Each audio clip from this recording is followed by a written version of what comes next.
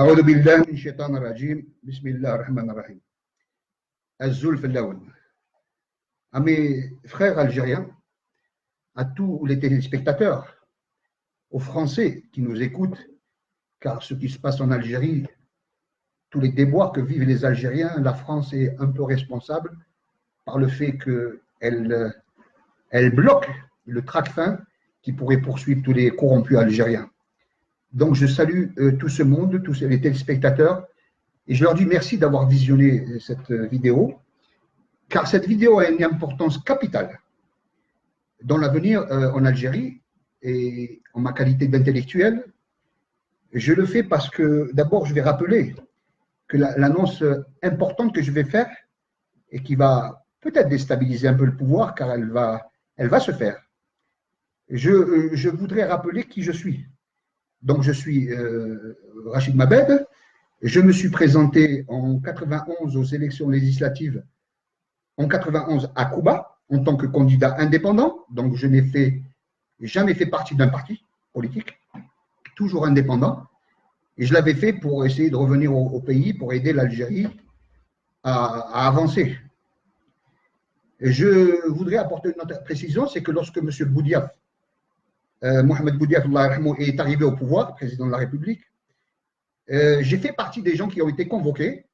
Il a pris toute la liste des indépendants, il a vu que j'étais cadre supérieur, que j'étais docteur d'État, il a vu que j'avais quand même des compétences et que j'étais investi en politique.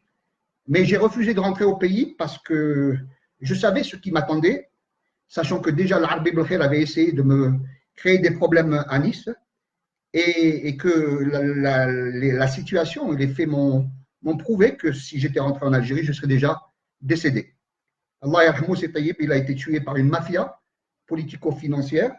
Il a été tué par le général l'Arbi Belkhir, qui s'est réuni à Nice avec son idéologue, celui qui l'a propulsé, celui qui l'a rendu capitaine, lieutenant et ensuite général, Hajj Mukhtar Louhibi, Hajj, pas parce qu'il est Hajj, mais parce qu'il porte ce nom de Hajj.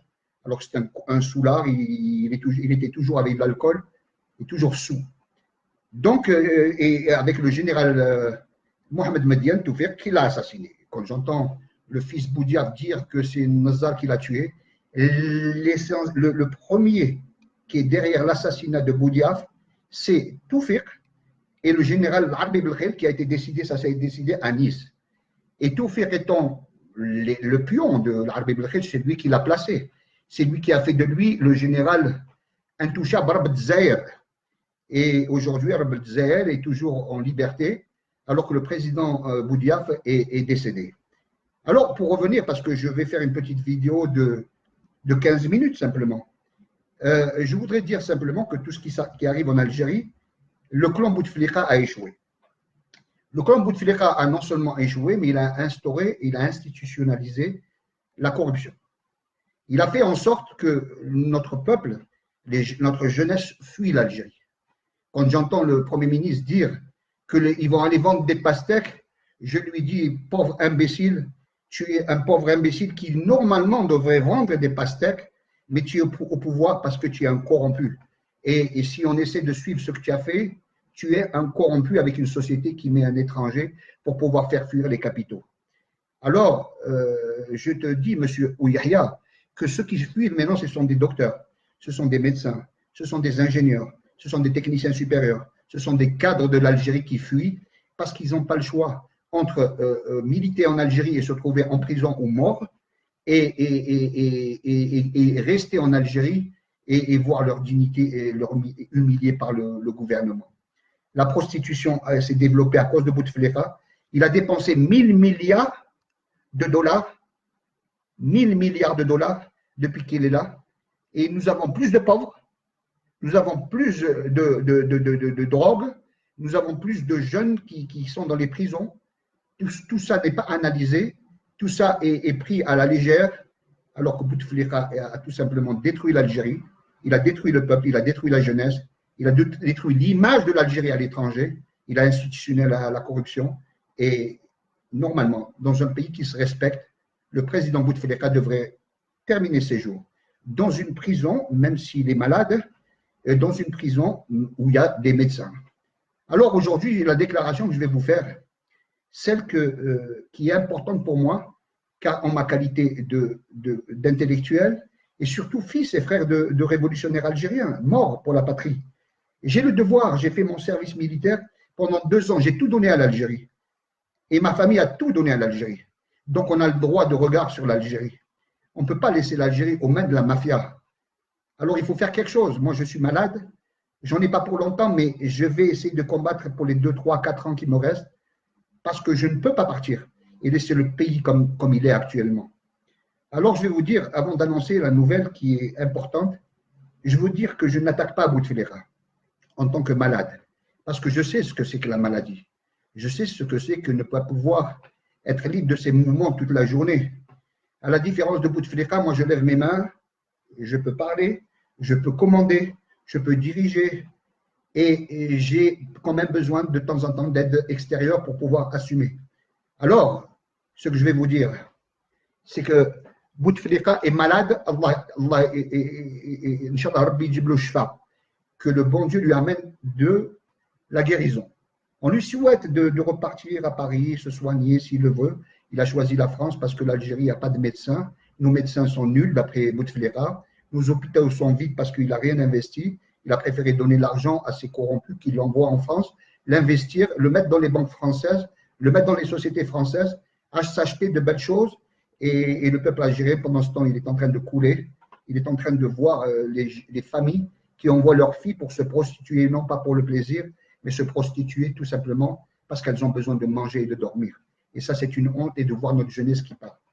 Alors, j'annonce aujourd'hui au général-major de l'armée, M. Gaïd Salah, j'annonce à M. Saad Bouteflika, qui est le frère du président et qui est le président par intérim, puisque la vacance du pouvoir est claire.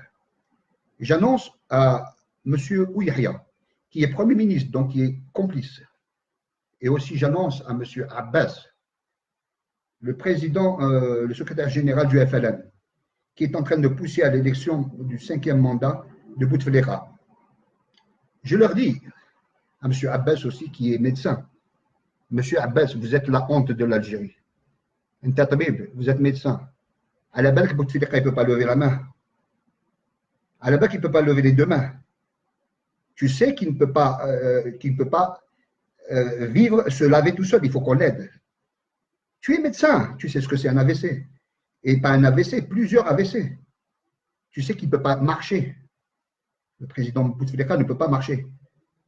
Abbas, tu sais que le président Bouteflika a des couches. Il fait pipi et caca sur lui. Je ne suis pas en train d'attaquer la maladie. Je suis en train de dire que cet homme a plus besoin qu'on l'aide que d'aider les Algériens. Comment peut-il gérer 40 millions d'Algériens alors qu'il ne peut même pas se gérer lui-même?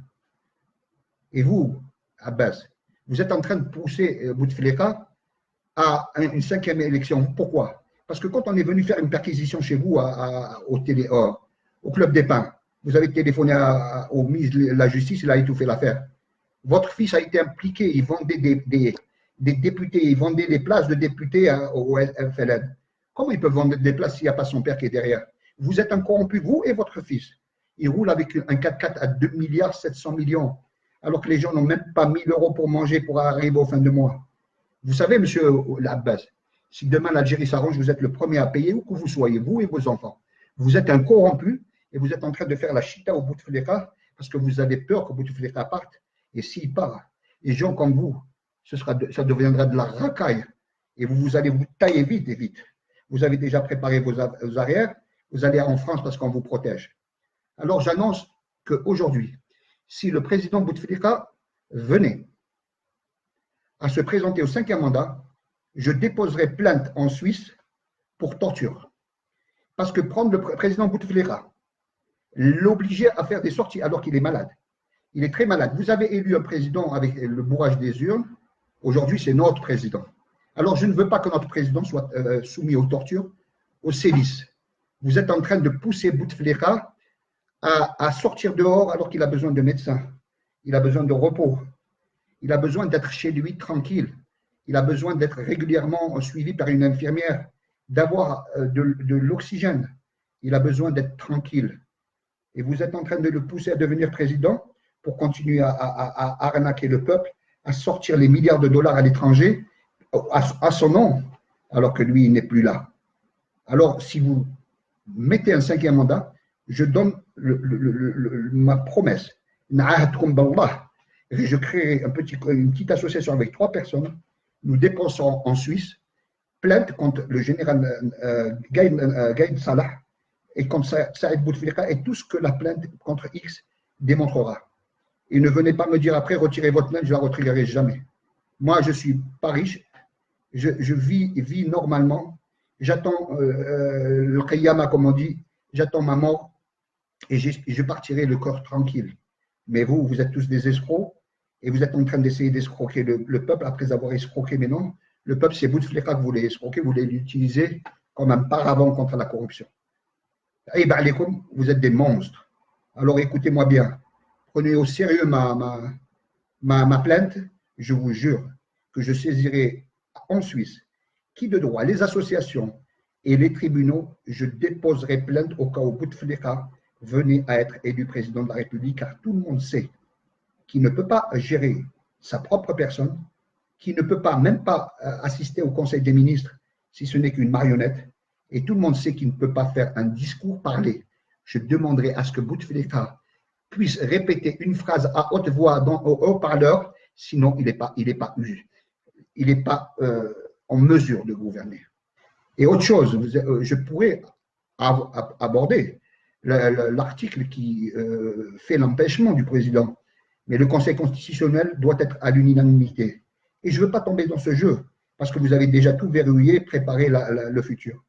Mais là, vous allez être surpris. Et je vous assure, je vous donne un conseil, Bouteflika ne peut pas être réélu, et vous avez besoin de mettre un technocrate, un gars qui n'a jamais fait de la politique.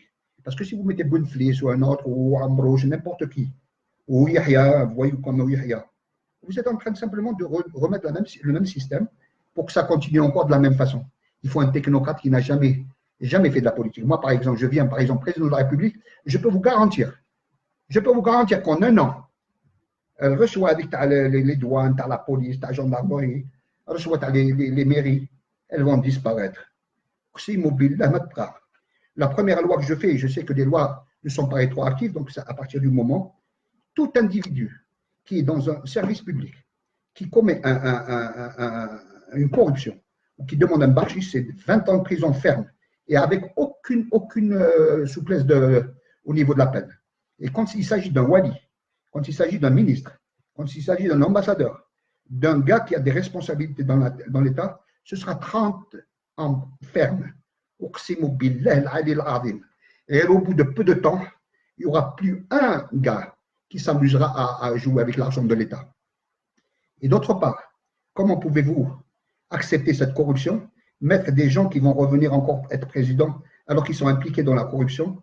L'Algérie a besoin qu'on tire un trait sur la corruption. Le passé, on s'en fout, mais maintenant, l'avenir, il y a des femmes, des retraités qui n'arrivent même pas à joindre les deux bouts. La retraite ne peut pas être inférieure à 20 000 dinars. Il y a des familles qui n'ont rien à manger et vous êtes obligés de partager les richesses du pays. Ce sont leurs richesses.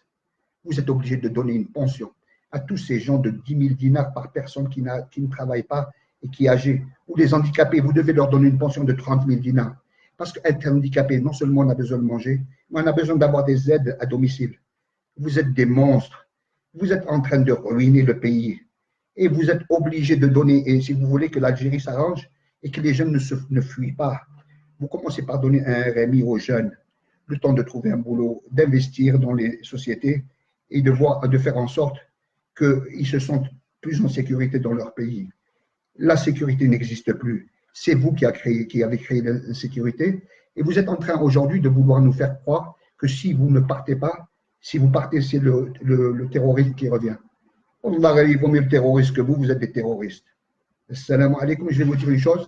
Chers amis téléspectateurs, chers frères algériens, diffusez cette vidéo partout. Faites en sorte de m'aider à faire valoir que l'Algérie doit changer. Je compte sur vous. Abonnez-vous, vous allez voir la prochaine vidéo. Je ne lâche pas tant que je suis en vie, je suis malade. J'aime l'Algérie, j'adore l'Algérie. Mes parents sont morts pour l'Algérie. Nous avons l'ADN de l'Algérie et nous ne pouvons pas accepter ce qui se passe. et j'adore le peuple algérien, j'embrasse bien fort, j'embrasse les Haraga et je leur dis sabr, Inch'Allah, kul shi yibad, ou kul shi yifout, ou Rabbi Inch'Allah. J'espère que ma vidéo a été prise sérieusement, que le général Gaïd Salah et tout Saïd Bouteflika et tous ceux qui sont derrière l'élection de Bouteflika prennent au sérieux. Billah, je ne le lâcherai pas, je porterai plainte en Suisse. Assalamu alaikum, je vous embrasse à tous et à très bientôt. Allahu Akbar. Assalamu alaikum.